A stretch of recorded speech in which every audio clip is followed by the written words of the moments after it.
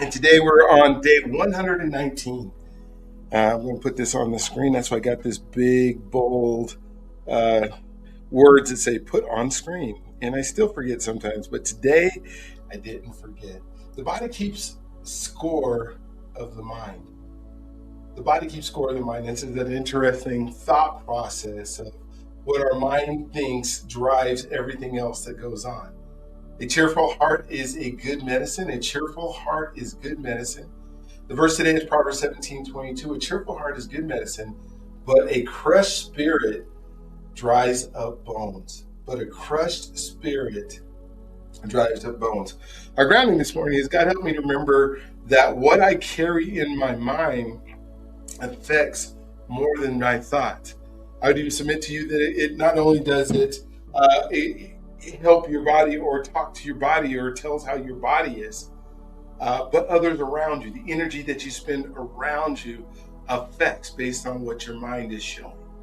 You ever went to somebody and you said, "Oh man, I can tell you're not doing okay today. How can I help you?" Well, you don't know that because you can read their minds. You know that because you can read their bodies. Your thought affects your whole life.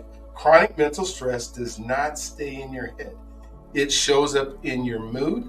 It shows up in your energy. It shows up in your sleep. It shows up in your patience. It shows up in your body tension. And it shows up in your emotional availability.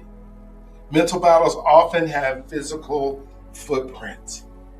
And so we have to protect our minds every single day. That is so important that we think about our mind and we have to protect our mind and we have to make sure that the things that are going into our mind are things that are going to make us, better our lives in a way that our body gets to fall on board. You ever met somebody who's in their 90 years old and they're still doing everything?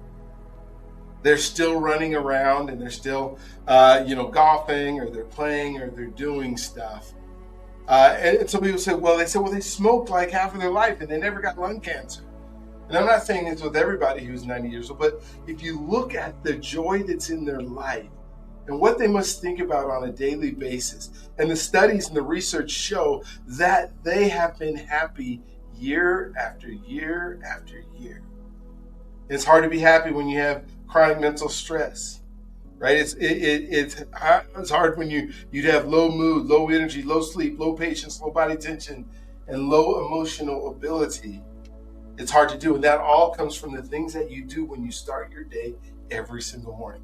The person keeps dismissing stress as just in my head, while their body keeps showing signs of overlook. People that are sick all the time, and I know I'm not talking about the outliers or where disease just happens. But when you see somebody who is depressed, see somebody who is chronically always having issues with sickness and always having issues with the stress that you can see that comes into their body, think about how do they start their day? Do they start up their day wide-eyed, waking up and excited about life?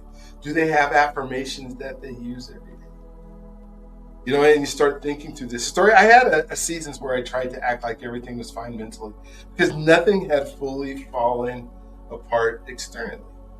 But my body was telling me a different story. I was carrying tension in my shoulders, fatigue in my energy, and an irritability in my interactions.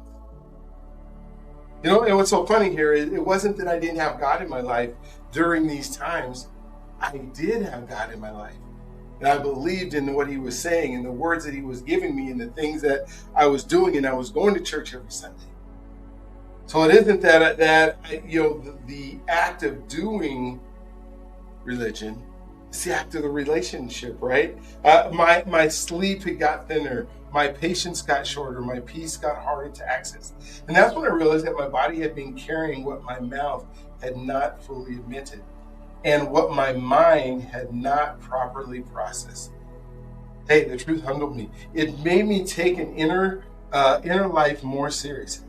I stopped treating mental stress like something invisible and harmless. I began respecting the fact that what I allowed to live in my mind was affecting how I lived in my body. And some of those things, and I would say most of those drew from I'm not enough. I'm not getting it done the way I wanted to for my family? How come I'm always having financial struggles or financial issues? How come I can't move ahead? How come other groups, I started comparing? How come I'm comparing to what others are doing? And how come they get to be successful faster than me? How come they get to have the joys of what I thought was a joyful life because I was looking for the joy from the outside, not from within? And the mind, we think about our mind and our insight and how our mind works. Stress-related thinking can affect the nervous system, hormone levels, attention, and immune functioning when the brain stays in repeated threat mode. I'm going to put this up here, repeated threat mode. And the threat doesn't have to be a physical danger. It doesn't have to be from fear of a snake going to bite your head off. Threat mode could be, hey, maybe I'm not enough at home. I'm not doing enough for my wife or my husband. Maybe my kids are acting up. Maybe it's my fault because I'm not spending enough time with them. But if you're in repeated threat mode, the body often follows with increased tension, reduced recovery. This is why practices that calm the mind can also improve physical well-being. You say, well, if it's calming my mind, how are you doing, Brian? You're so excited. You're so, animated. You got this energy about you. And you say, how is it that you're calm? Because I'm calm in knowing that God has it. I'm calm in knowing that everything works out for me because this is the person that I have become. I'm calm in knowing that, my clarity, becomes from my stillness that I have, comes from my clarity. It comes from taking presence over pressure. All those affirmations that we have is what calms my mind. Also, physical well-being. My mind and my body are deeply connected. And when I see signs of my body aching or I'm hurting a little bit, you know what I immediately look to now? I look to what are my thoughts? What's going on in my mind? What's going on that is making my body act the way it does? So what stays unaddressed? What stays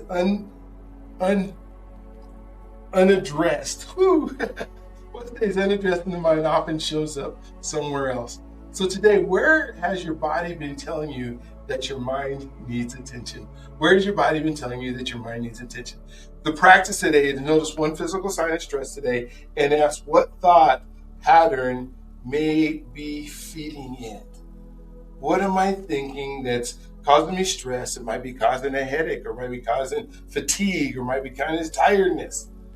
What's going on?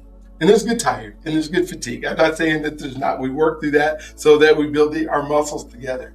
But the blessing today is may your thoughts grow healthier, your body grow calmer, and your whole life reflect deeper peace.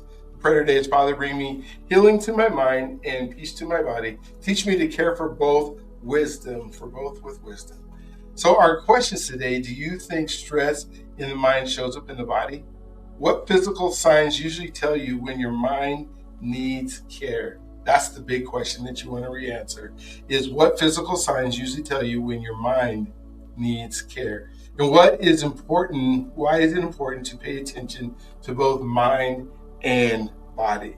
This is also why yoga can be so meaningful. And I'm not talking about the religious part of the practice of yoga. I'm talking about the physical practice of yoga, because it attaches your mind to your body at the same time while you're doing exercise. All right. Oh my gosh, what an amazing devotional today. They are just getting better and better and gooder and gooder and greater and greater. And this is why we won't settle for this, because we are having so much of a good time doing these devotions every morning. So go ahead and take a